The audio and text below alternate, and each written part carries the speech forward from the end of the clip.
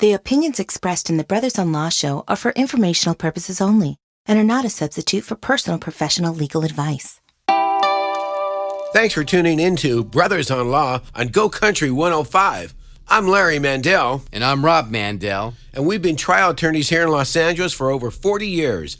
On our show, we will discuss current events, talk about legal issues, and have some very entertaining guests stop by. So stay tuned every week for Brothers-in-Law right here on Go Country 105.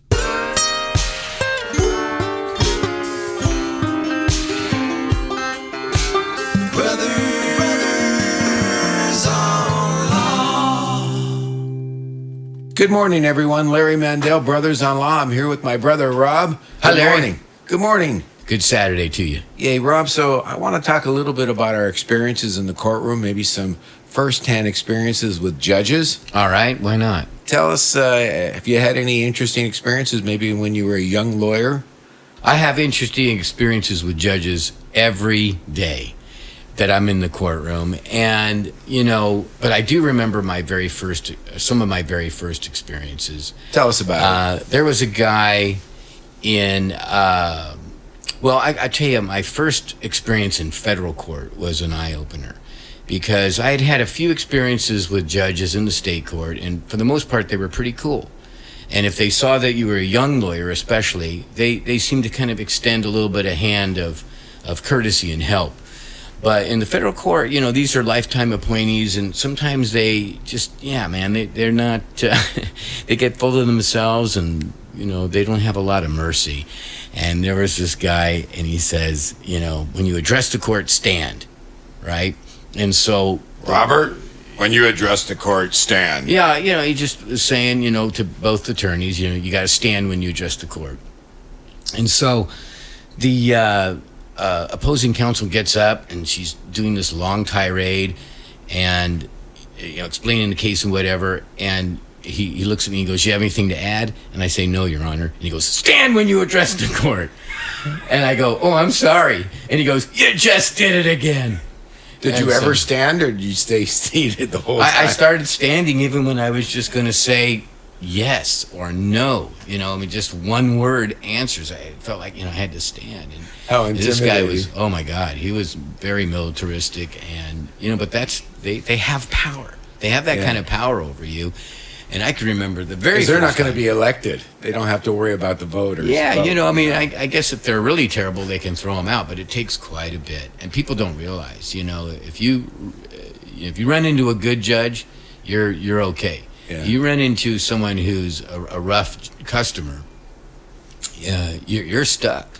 The good judge thing, that's a segue, but I do want to our guest today, but I do want to talk about my first time, one of my first experiences with a judge that had some certain rules, little idiosyncrasies, if you will. Right. So, and I think he's gone now, so his last So now you can badmouth him all you want. Sorry, Judge Sinclair, but here it goes. Yeah. Anyway, I was told, don't put your hands in your pocket in front of Judge Sinclair. Now, you got to remember, this is before the metal detectors and everything. You just walked into court, and there you are. Right. Do not put your hands in your pocket. And how many years have you been practicing at this point? Maybe 3 or 4. So I was a young guy. Right.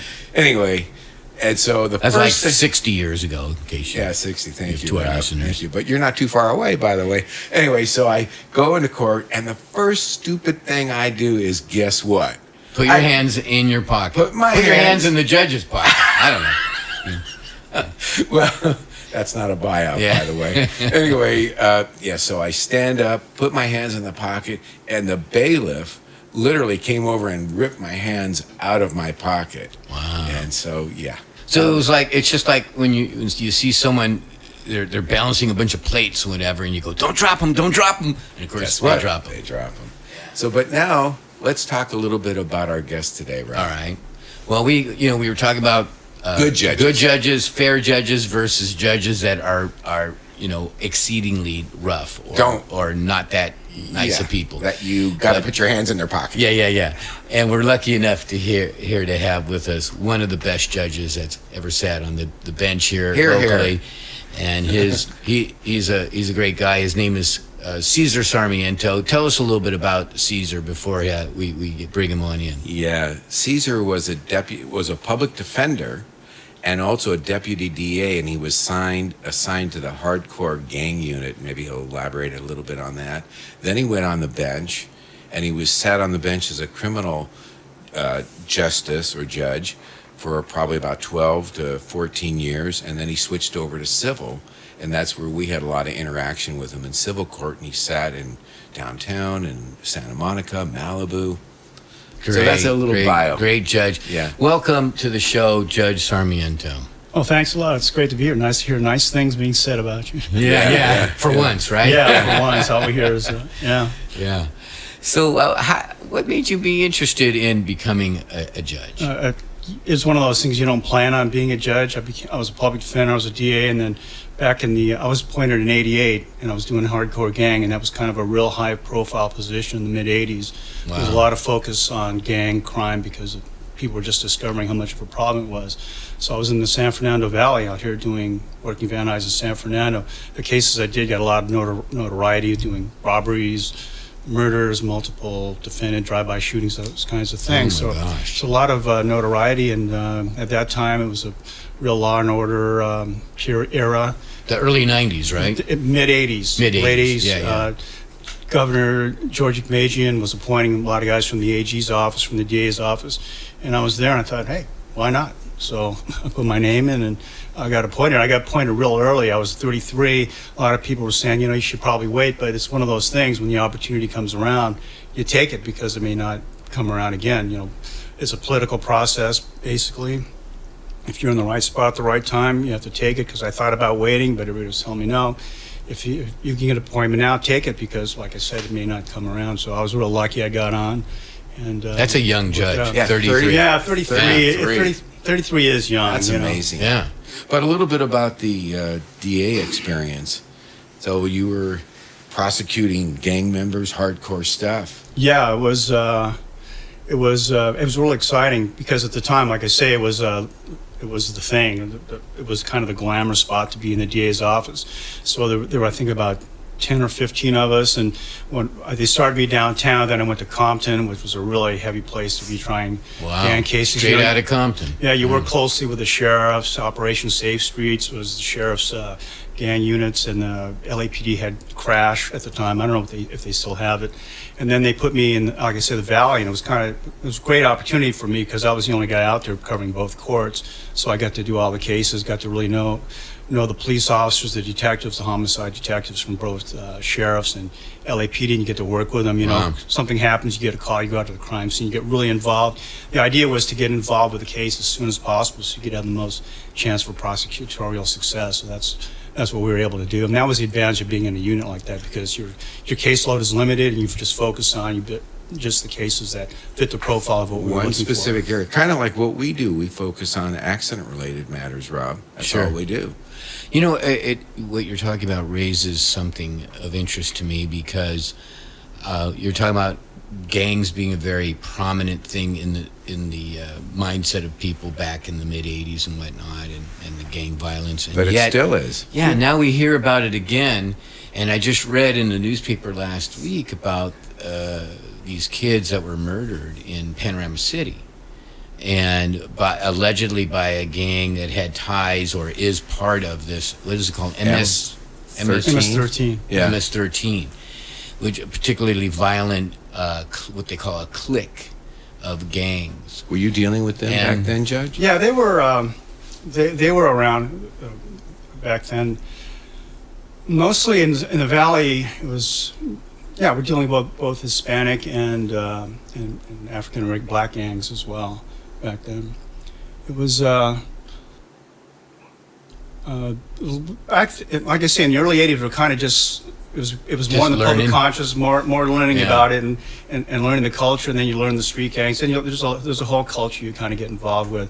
Yeah, I just think I'm not a sociologist, but there's a whole whole theory Culture. about culture and how it evolves and propagates and keeps itself going. Like this has been 30 years and it's still happening. And it's still But happening. we've been prosecuting and putting people behind bars, and we still have the problem. So, Yeah. is that a solution No, to these problems? I never looked at it that way. We weren't. My job wasn't to Rehabilitate or anything. to figure out why this is happening. The fact is, there are people who are doing these horrible crimes. They need to be prosecuted. They need to be taken off the streets. That was our focus. Right. So, why somebody, there's educational issues, economic issues, all these other things. It's beyond the scope of what, as a DA, you're going to deal with. You understand all those things, but once you cross that line, you take a gun, you start shooting people, That's killing right. people, robbing and, really destroying people's lives, and Yeah. you got to do something about it. You can't. Yeah, just, and then as a judge, though, are you having a different mindset because you first started out as a criminal judge, Yeah. right? And so you're hearing these cases, and before you were prosecuting. Now you've got to put on a whole different hat and listen to the evidence. Yeah, from a different is perspective. right. So do you view it differently? Well, I had the advantage of being a public defender for the first year and a half of my career. I started out, my first job really was as a public defender here in LA County. Right. And I did switch after a year and a half to the DA's side. So I had a kind of an idea Balance. of what it's like to be on both sides. But one thing you really understand when you get on the bench is, if you want to stay in business, if you want to be successful as a judge, you've got to put on that neutral hat. You've got to try to be fair and impartial. Now, you're a human being. When things happen, things happen, and instead of process, you evolve. You learn how to really try to separate, your prosecutorial background from what you're trying to do on the bench. Right. And I think it's interesting. A lot of criminal attorneys, defense attorneys will tell you that kind of the hardest judges are the people who can't come from the public defender's office or from the defense bar. For some reason, they tend to be harder. They bend over backwards. They try to have a show whole that different spectrum. Yeah. So I haven't had the advantage of both sides. You just call them as you see them, and I think if you just kind of focus on that aspect, it kind of helps you keep centered.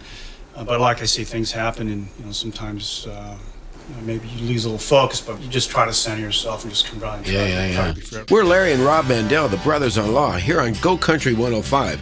Do you have a legal issue you need help with? We want to hear from you. Find us on Instagram and send us a message. Then tune in on Saturdays at 8 a.m. right here on Go Country 105. Did you ever have to recuse yourself? In other words, like it's a case, I just can't sit on this case. It's just too crazy. Too horrible or heinous. Too No, much crime. you don't have that option. One of your obligations as a judge, unless you've got some a real conflict that's stated in the ethics, you're obligated to handle that case, to conduct, to preside over that case. So you can't, just because it's a tough case, whether it's criminal or civil, you don't want to do it because it's too much work. It's horrible. The people you don't like the attorney. You're tough. You got to do the case. What if you don't like the attorneys? As in the case of my brother. No, I'm just kidding. So, but I'm a likable guy. No, what if you don't like the attorneys? Yeah, I guess for full disclosure, Larry, I should tell people. Uh-oh. The first law class I ever took was in 8th grade. No, it was 11th grade or 10th, Yeah. 11th. We were at Chatsworth High School. Larry and I had the same business law class. In the first lawsuit, I don't remember what it was, but we did a small claim. We were on opposite sides in Mr. Hammond's business law class. Yeah.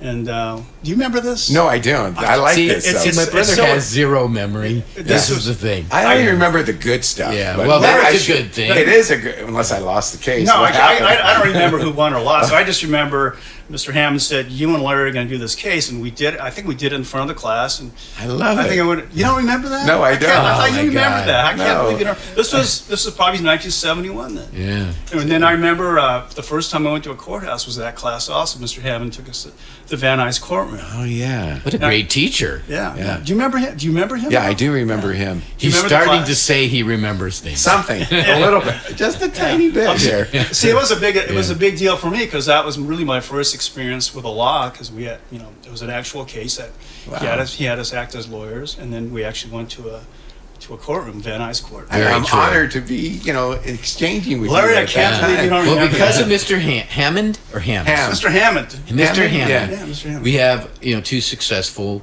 people in the legal field. Yeah. Yeah, Mr. God Hammond. bless him. If he's still out there, thanks. Yeah. What you a got great it. that's a great story.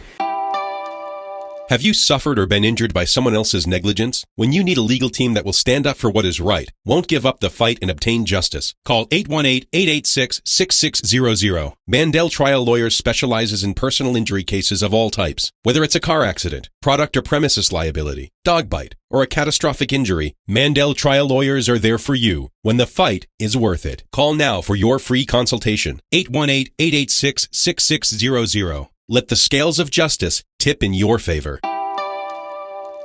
So getting back to the gang thing just for a second, now that you've served as a prosecutor, public defender, a judge for many years, and you're seeing obviously some of those cases as a judge, what do we do? You have a perspective for us as a society? I mean, should we be afraid of MS-13? Is that something that if you live out in the suburbs or whatnot, you got to be afeared of, or what would be your take on all that? Well, at least in the years I had the experience with it, if you lived in an area, well, put it this way, I think the people who are the most victims of the crimes are people who live in the area where they live. So there's, in a sense, preying on each other in their own neighborhoods. It's not like they're coming out, if they're out in the East Valley, it's not like they're going out to Woodland Hills or Hidden Hills to do. No, I'm not saying maybe.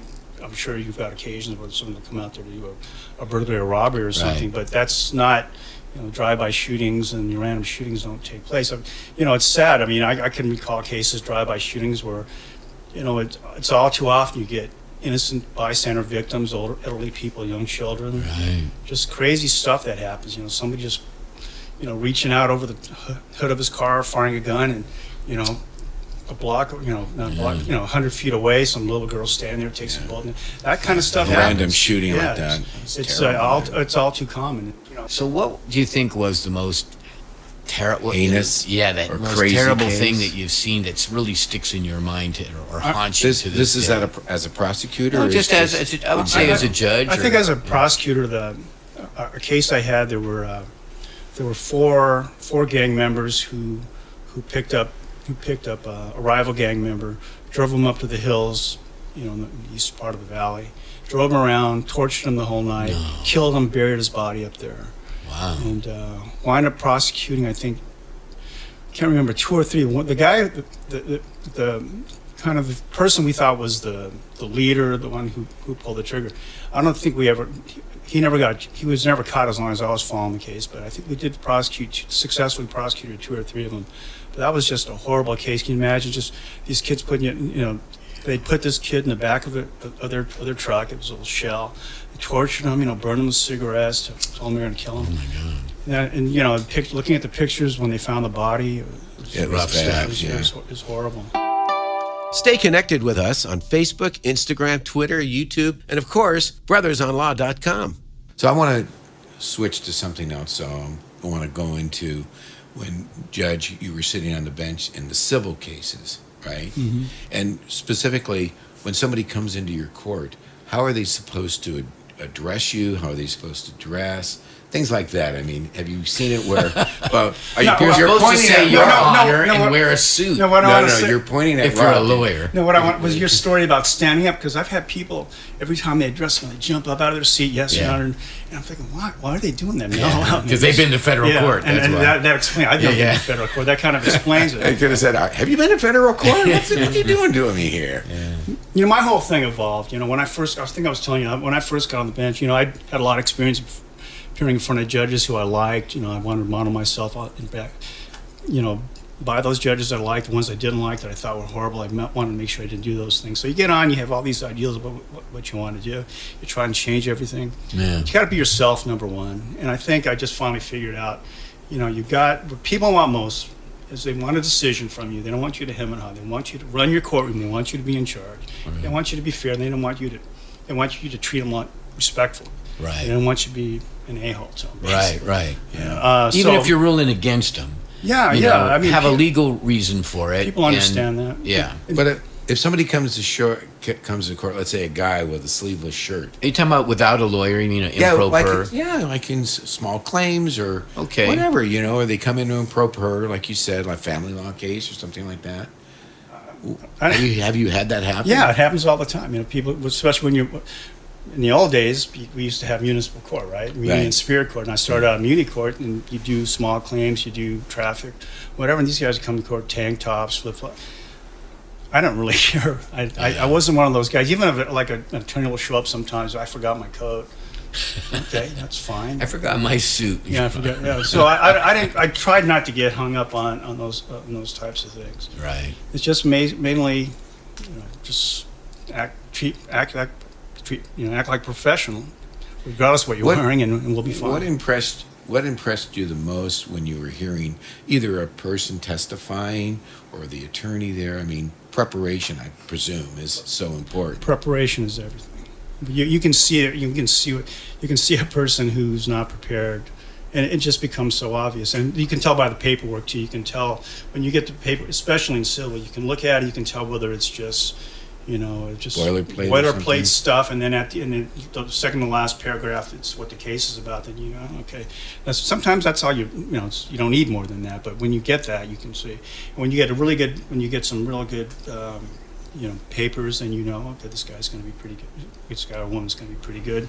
And people who know their case, especially when you're in trial, people that know that file, somebody makes if you can go right to the point of deposition when you've got an inconsistent statement from somebody, pull that up right away. That is so impressive. It just shows you know the file. Right. And it's just putting the time in, and you can tell the lawyers who did that. The good ones, people who have good reputations, are the ones who do that. What about a person, whether they have a lawyer or not, but now it's their first time in court, and they're going to have to take that stand or do something like that? What would be your advice to someone that just has their legal action, they're new to the process, they got a lawyer, and now they're facing the courtroom? Well, in terms of if you're talking about a brand new lawyer, No, I'm talking about the person. Oh, the person? Yeah.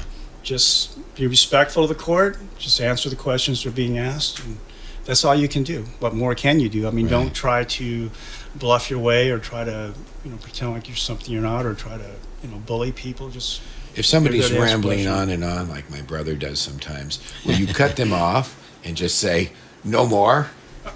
Will you just let me ramble on and on? I think earlier in my career, cut them off, Judge. I used to cut people off, but after a while, you learn patience is a skill you can actually develop. Yeah. So after some years, you actually learn to sit there and listen. Sometimes you have to. And I've had a lot of comments from attorneys later. Judge, why did you let that guy go on for so long? But I had to let him have his say. And, right. I think maybe early in my career, I would just say, stop, I don't want to hear it. But after a while, you understand, this guy wants to make his record, let him make his record, and it goes on and on. It's hard. You want them to have their say. Right. At some point, obviously, you gotta. If it's to the point where it's overly repetitious and it's just a waste of time, you gotta run the courtroom. So you gotta say stop. But for the most part, you gotta let people talk. Some guys and women are just long-winded. It just takes them a long time to get to the point. But patience is an art. It is true. Thank you, Rob. You're looking at me like I have a lot of patience. Well, you do. We're Larry and Rob Mandel, the brothers-in-law, here on Go Country 105. Do you have a legal issue you need help with? We want to hear from you. Find us on Instagram and send us a message. Then tune in on Saturdays at 8 a.m. right here on Go Country 105. All right, well, listen, it's time to switch gears a little bit. But we do want to talk to the judge about a few of the interesting things that we see out there in the legal world that don't necessarily have anything to do with what we do as representatives for people who've been injured and harmed by the negligence of others. But there's a lot of other cool stuff out there. And we were reading the other day that there's a new law which is coming into effect, or which just became a law, right? And that the statewide minimum wage will increase from $11 to $12 per hour for employers with more than 25 employees. And that for the city and the county, effective this last month, minimum wage increases from $13.25 to $14.25 per hour. It's really getting up there, I mean, I think when I first started working, minimum wage was under $1.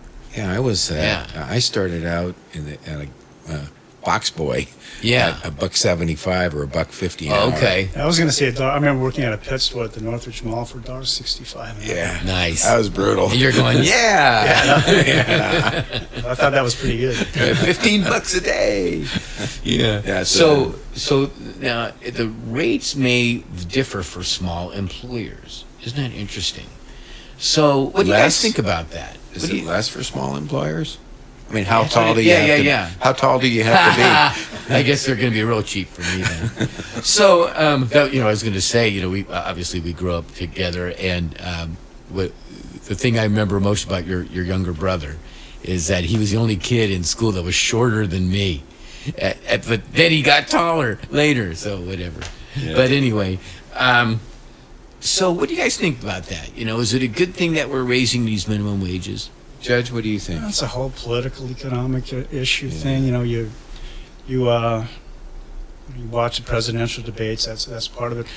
I'm not an employer, so I'm not a small business employer, so I don't have that pressure of trying to budget my office, budget a business, and try to hire people so I can keep staffing going. But I imagine that's a real issue for some people for small businesses, and I think it's a tough issue. Obviously, I want everybody to make a living wage, especially here in Los Angeles. Yeah. You wonder how some people can even make it around here, given what the costs are. I for want rent. people motivated, to work too. I want them to get a fair pay. Yeah. Well, that's right. Fair pay for fair work. All right. Hey, So it's time for a true or false, though, Rob. Well, I think we should skip that and move right to our messages because someone has an interesting question. Let's do that. And if we And have they're time, gonna I'll call do the in. true or false.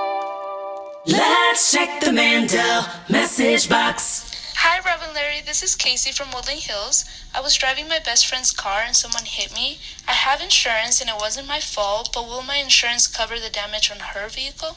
The answer to the question, I think, Larry, what do you think? But I think I would say that unless the boyfriend was a excluded driver specifically on the policy, and if she loaned that car with permission to the boyfriend, of course the insurance is going to cover it. Yeah. What do you think? Insurance is going to cover it, but there are situations where if you're living together and you're using somebody's car and you're not, insured and named on the policy, it could be an exclusion. Right. If the boyfriend was specifically not to be insured on that vehicle, then there's a problem in coverage. But otherwise, you loan your car to somebody and they get in an accident.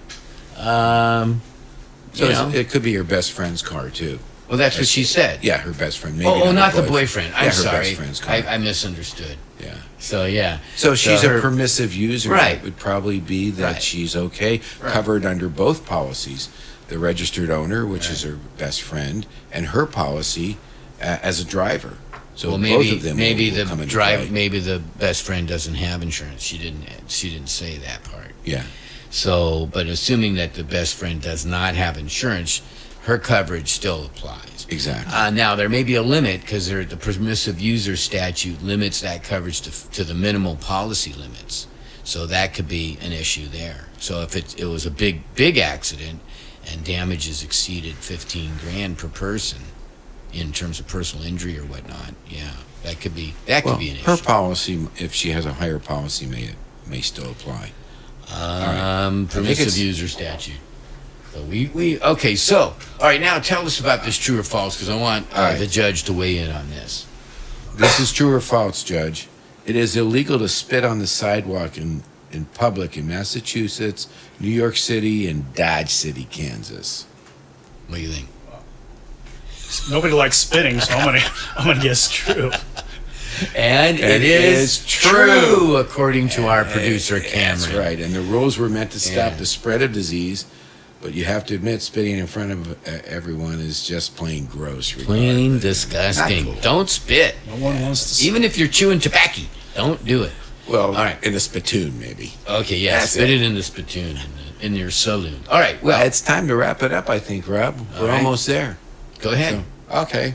Well, it was great to enjoy the rest of I'm glad you all joined us to enjoy your Saturday with us. We want to really give a Spit it out, brother. Spit it out. Yeah, that's right. Talking about spitting. I want to give a big shout out and thank you to Judge Cesar Sarmiento for coming down to our studio on this lovely Saturday morning. If you missed any part of our show or you want to hear any previous shows, head on over to brothersonlaw.com. And be sure to tune in next Saturday morning at 8 a.m. for another exciting show right here on Go Country 105. And remember, let the scales of justice tip in your favor.